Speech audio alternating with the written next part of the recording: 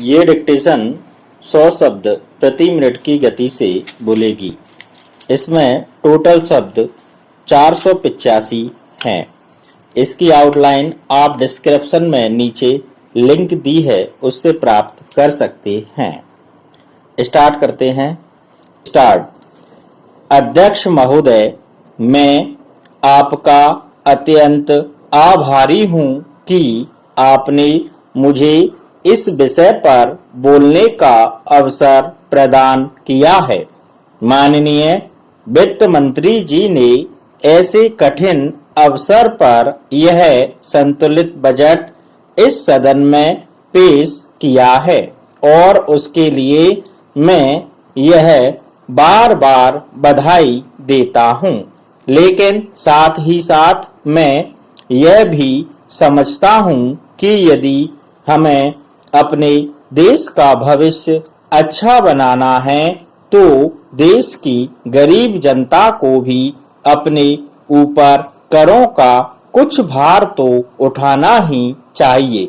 यदि हमें देश का विकास करना है तो देश की उन्नति के लिए, विकास के लिए सारे देश की जनता को कर का बोझ सहन करना ही पड़ेगा। Paragraph change.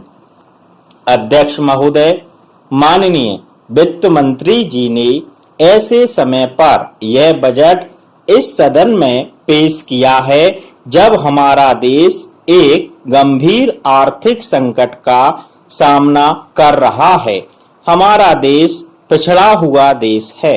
हमारे देश की करोड़ों गरीब जनता आज अनेक समस्याओं से जूझ रही है। इस बजट को प्रस्तुत करने के बाद हमारे सामने बहुत से प्रश्न खड़े हो जाते हैं। मेरे और इस माननीय सदन के सभी सदस्यों के मन में यह प्रश्न बार बार उठ रहा है कि क्या यह बजट हमें इन समस्याओं और संकट से निकाल सकेगा। हमारा देश जिस आर्थिक विकास की ओर बढ़ रहा है उसमें मैं समझता हूं कि हमारे वित्त मंत्री जी ने इस बात की पूरी कोशिशें की हैं कि देश की गरीब जनता के कंधों पर हम करों का बोझ ज्यादा ना बढ़ाएं। उन्होंने अपने देश की वित्तीय स्थिति और देश की जनता के हालात को देखते हुए एक बहुत ही ठीक बजट पेश करने की कोशिश की है। आज प्रश्न यह नहीं है कि हम अपने देश के सामने घाटे का बजट पेश करते हैं या मुनाफे का बजट पेश करते हैं या ठीक बजट पेश करते हैं। प्रश्न यह है कि हमारे देश के सामने जो अनेक समस्याएं हैं उनका समाधान इस बजट से ही हो पाएगा अथवा नहीं।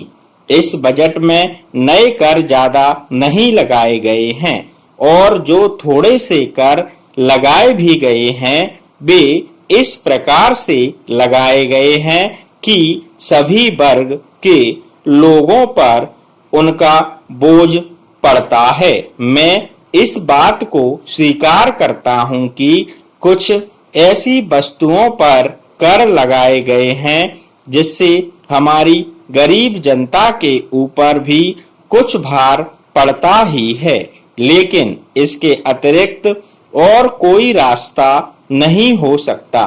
मान्यवर, प्रश्न यह है कि क्या यह देश इस प्रकार के बजट से उन समस्याओं व संकटों से निकल सकता है जिसका सामना वह कर रहा है। हमारे देश में अनेक संकट आए, लेकिन इस सब के बावजूद हम निरंतर उन्नति करते जा रहे हैं। हमसे पहले स्वतंत्र हुए देश भी हमारी प्रगति की प्रशंसा करते हैं।